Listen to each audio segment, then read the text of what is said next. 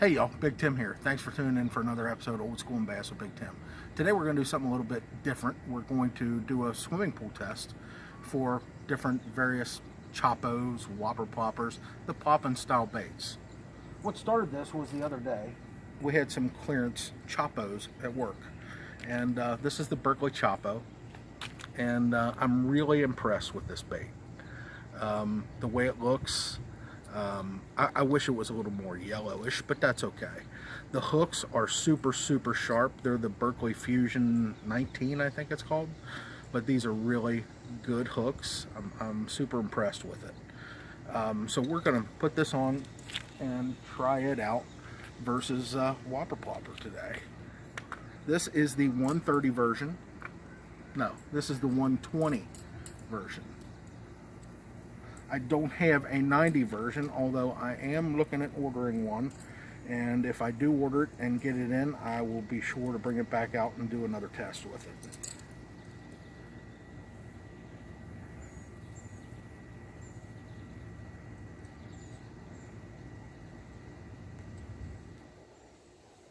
Okay, here we go. Berkeley Choppo 120. First cast was a bad cast. So here it comes.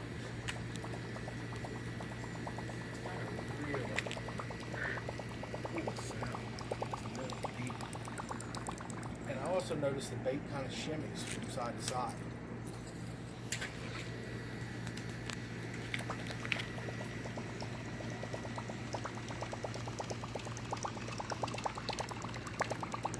Now we're going to do a high speed.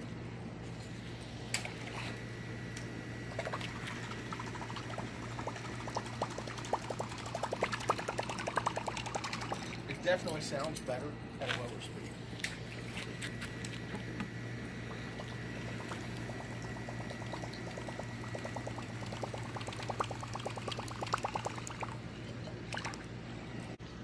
So that's the Berkeley Choppo.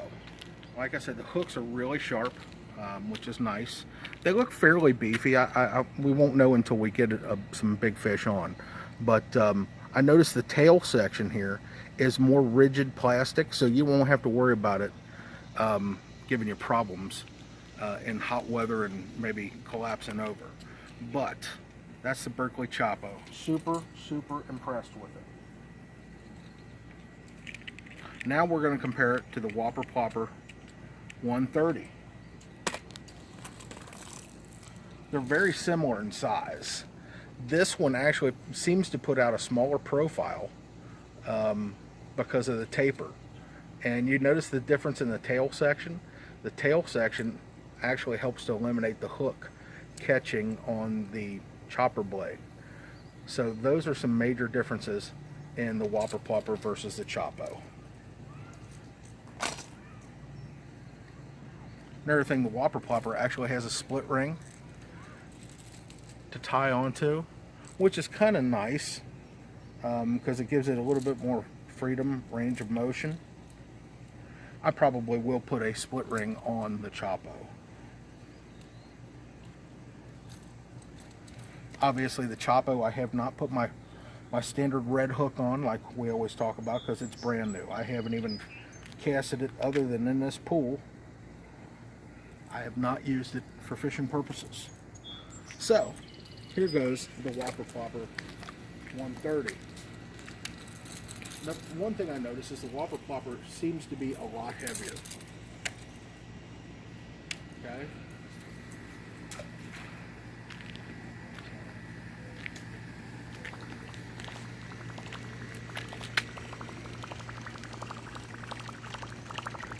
It's got a little bit more high-pitched sound.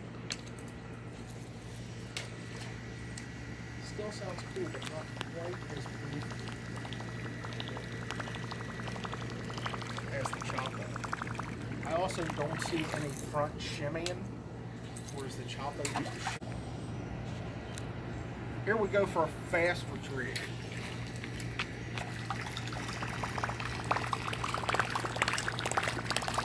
Works pretty good. Now we're going to look at the Whopper Plopper 90.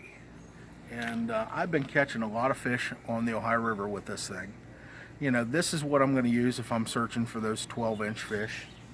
Those bigger ones, the 120 and 130, is what I'm going to use if I'm looking for 15-inch fish or better. They just have a better sound. And I am going to start trying those on the Ohio and see if the 12-inchers will eat them as well. But, like I said, I've been catching a lot of fish on this particular one here. You'll see I've already got it customized. I'll show you here in a second as soon as I get tied up.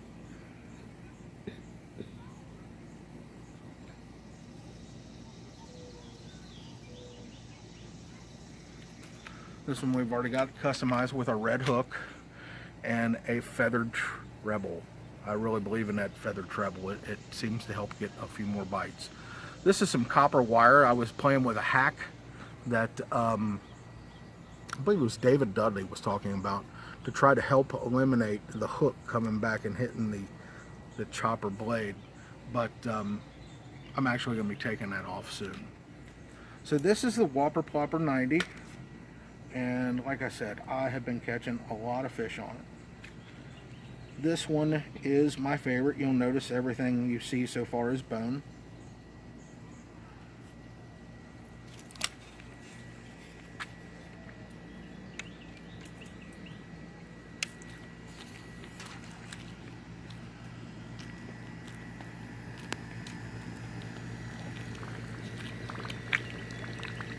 Here it's got a totally different noise.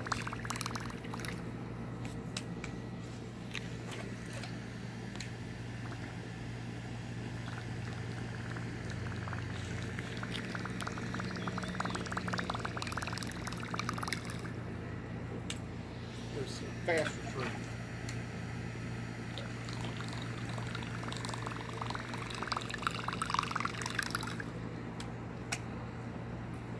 One more, just so you can hear the noise.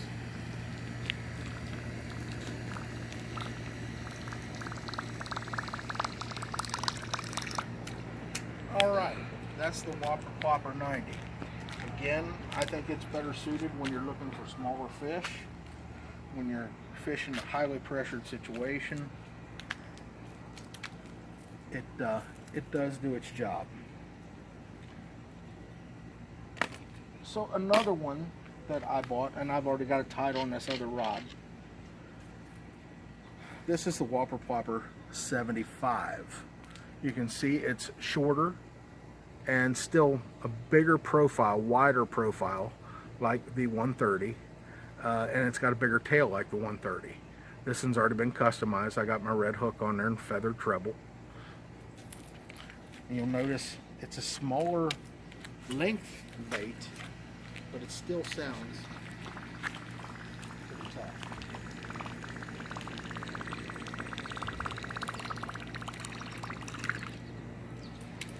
Now, I've had several strikes on this thing.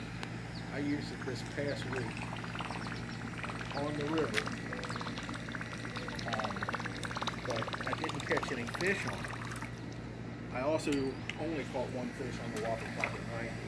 I thought maybe this might entice a few more bites.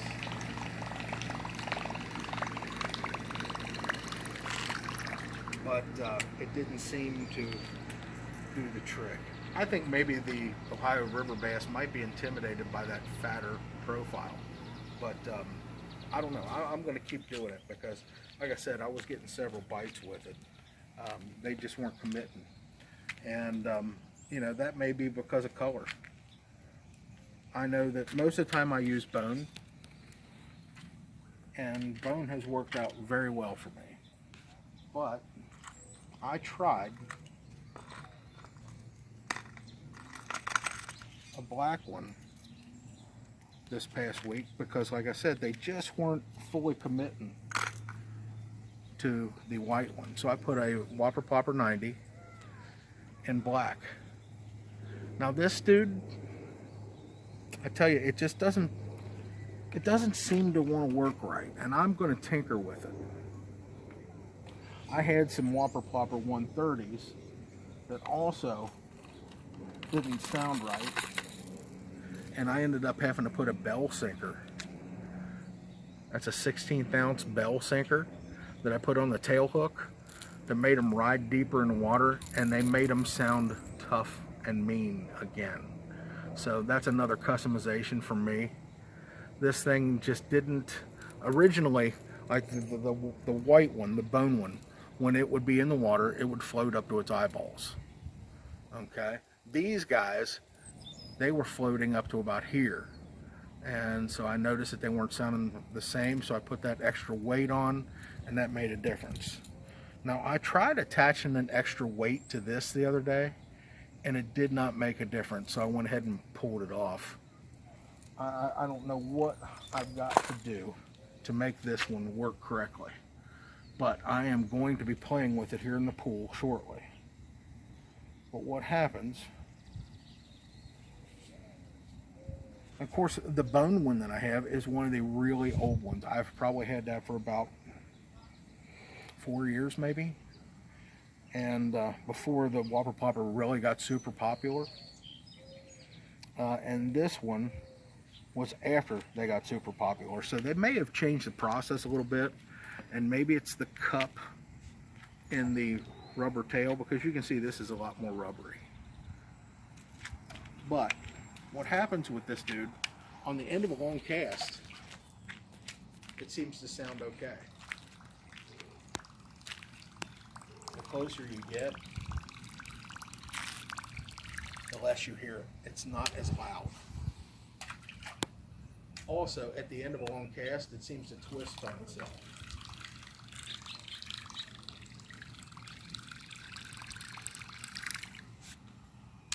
You can hear this just does not sound like the white 90.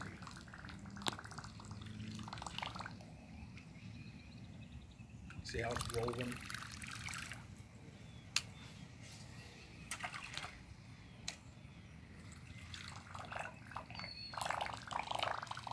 That's the way it should sound. Then you can see it rolling. When it's rolling, it sounds pretty mean.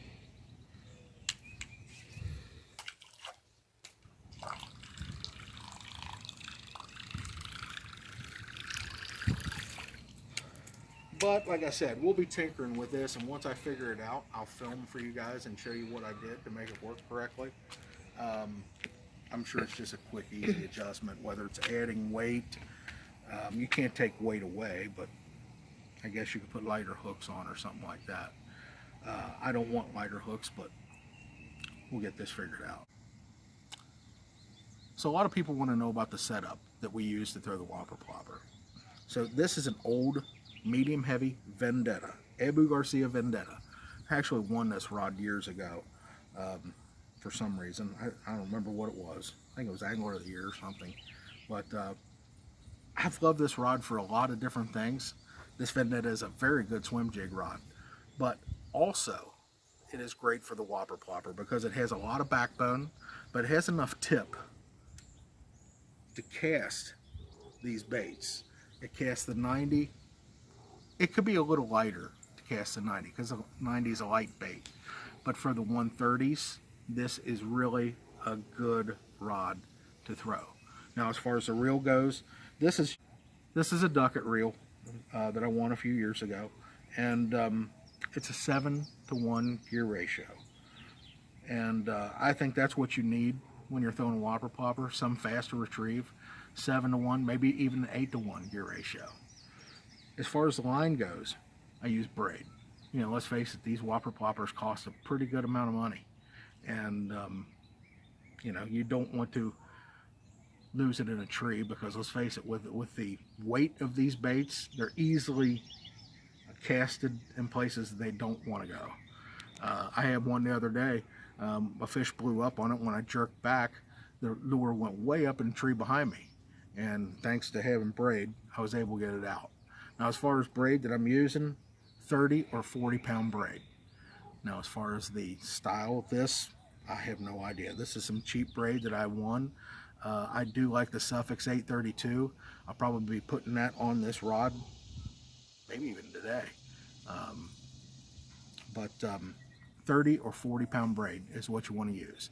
I'd rather straighten out some hooks, getting it out of the tree and not losing my bait. Now, as far as that goes, using braid, using a medium heavy rod, you need to turn your drag down, because with these treble hooked baits, you know, there's no stretch in the line and there's not a whole lot of give in the rod. So you make sure you justify that, or compensate I should say, by turning your drag down. Look here, I'm going to show you how my drag is set. Pulls out really easy.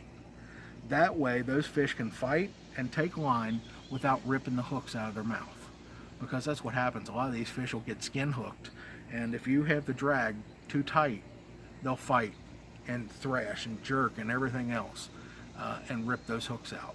So if you're going to use braid, which I highly recommend because of the cost of these lures, and you know, it casts them a little easier too, make sure you turn your drag down.